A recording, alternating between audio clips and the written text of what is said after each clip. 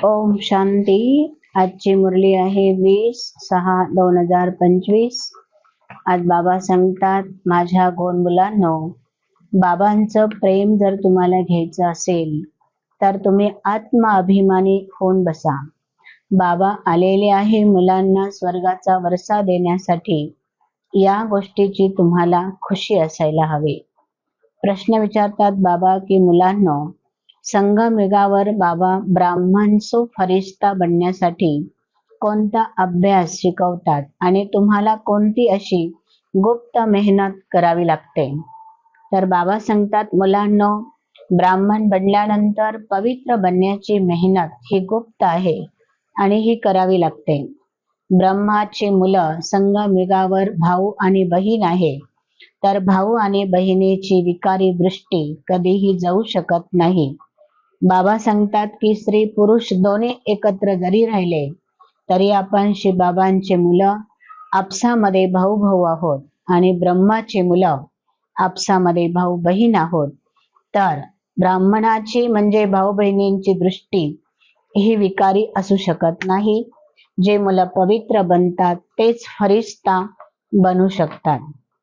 बाबा दोन दुनियाचा अंतर सांगतात की मुलांनो, एक आहे कलियुग आणि दुसरा आहे सतयुग. दोन दुनियामध्ये काय अंतर आहे हे मुलं चांगल्या रीतीने जाणतात, समजतात. जसं बाबा सांगतात की सतयुगामध्ये दैवी कुळाची आत्मा आहे आणि कलियुगामध्ये आसुरी कुळाची आत्मा आहे. आसुरी कुळाच्या आत्म्यामध्ये अनेक आसुरी संस्कार असू शकतात. दैवी कुळाच्या आत्म्यामध्ये दैवी गुणांची धारणा असू शकते. मग बाबा आज आपल्याला होमवर्क विचारत आहे की मुलांनो, हा ग्रहपाठ करा की मी जर देवता कुळाचा आहे तर माझ्यामध्ये कोणकोणते गुण आहेत आणि कोणकोणते गुण नाही ते मला धारण केले पाहिजे. बाबा पुढे विचारतात, मुलांनो, बाबा संगमयुगावर येतात आणि ब्राह्मण, देवता आणि क्षत्रिय तीन धर्माची स्थापना करतात. या ठिकाणी बाबा सांगतात, मुलांनो, येथे ब्राह्मणाची माळा ही बनू शकत नाही, कारण ब्राह्मणांचा पुरुषार्थ हा नेहमी मागे पुढे होत असतो.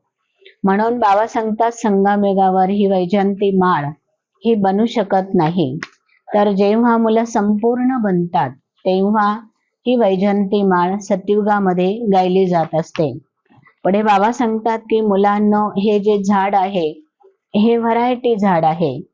जसं आज बाबांनी क्लिअर केलं की जमिनीमध्ये जर जे बीज लावलं तर तेच झाड उगवतं, परंतु हे कल्पवृक्ष असं आहे की बीज एक आहे मात्र विस्तार हा अनेक आहे. मुलं व्हरायटी आहे आणि मुलांमध्ये व्हरायटी गुण आणि अवगुण आहेत, म्हणून याला व्हरायटी कल्पवृक्ष असं म्हटलं जातं. आता बाबा येथे म्हणतात की मुलांनो, तुम्हाला ही अतोनात पुरुषार्थ करून ही मेहनत करायची आहे. संगमयुगावर पवित्र ब्राह्मण जर बनले तरच तुम्ही भविष्यामध्ये श्रेष्ठ देवता बनू शकता. आणि देवता बनण्याच्या अगोदरची जी स्टेप आहे ती म्हणजे आहे फरिश्ता. फरिश्ता अर्थात ज्याचा ह्या दुनियाशी कोणत्याही प्रकारचा लगाव नाही, झुकाव नाही, कोणत्याही वस्तू, व्यक्ती, वैभवाविषयी आकर्षण नाही, त्याला म्हणतात फरिश्ता. तो लाईट असतो, मनाने बुद्धीनेही लाईट असतो, संस्कारांनाही दैवी असतो, असा तो फरिश्ता. बाबा म्हणतात की मुलांनो, आता ही जी दुनिया आहे ती एकदा खत्म झाली की झाली, म्हणून तुमचा जो बुद्धियोग आहे तो ह्या पुराण्या दुनियामध्ये लागता कामा नये. बाबा आलेले आहे अमरनाथ बनून पार्वती रूपी आत्म्यांना कथा सांगण्यासाठी. तर जी बाबांची मुरली चालते हीच खरी पार्वतीला सांगितलेली कथा आहे.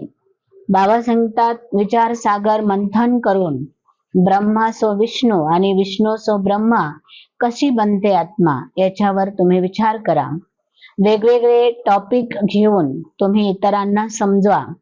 याच्यासाठी तुमच्या बुद्धीमध्ये ज्ञानाचे बीज असलं पाहिजे.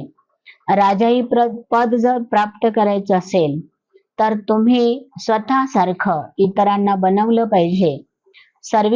ईश्वरी सर्व्हिस करण्यासाठी वेळ दिला पाहिजे आणि जो आप समान बनवेल तोच बाप समान बनू शकेल. बाबा म्हणतात सर्व संबंधांचा अनुभव एका बाबांबरोबर करायचा आहे, अथक बनून आणि विघ्न विनाशक बनायचं आहे. ज्या मुलांनी सर्व संबंध एका बाबांशी जोडलेले आहे आणि ते सर्व संबंध बाबा म्हणतात की तुम्ही निमित्त मात्र दुनियाचे संबंध अनुभव करता. जो बाबांशी सर्व संबंध जोडेल तो नेहमी खुशीमध्ये डान्स करत राहील आणि त्याला कधीही थकावट सुद्धा येणार नाही. तो अथक असेल. बाबा आणि सेवा ह्या दोन गोष्टीशिवाय त्याला दुसरं काही सुचणार नाही. बाबा सांगतात की जेव्हा मनुष्यासमोर विघ्न येतात तेव्हा ते रुकावट टाकतात, पण अशा मुलासमोर कोणतेही विघ्न सुद्धा येऊ शकणार नाही. सर्व संबंध बाबांशी असल्यामुळे ती आत्मा डबल लाईट सदा अनुभव करत राहील. तिच्यावर कोणताही बोज नसेल आणि ती कधीही कुणाचीही कंप्लेंट म्हणजे तक्रार करणार नाही, परंतु ती स्वतःच कंप्लीट म्हणजे एकदम राईट बनण्याचा पुरुषार्थ करत राहील. दुसरं बाबा सांगतात की संकल्पामध्ये सुद्धा कोणत्याही देहधारी विषयी तुमचं आकर्षण होता कामा नये. जर तुमचं आकर्षण होत असेल तर तुम्ही बाबांबरोबर इमानदार वफादार असू शकत नाही. आत्मिक स्थितीमध्ये राहण्याचा अभ्यास करायचा असेल तर अंतर्मुखी बना.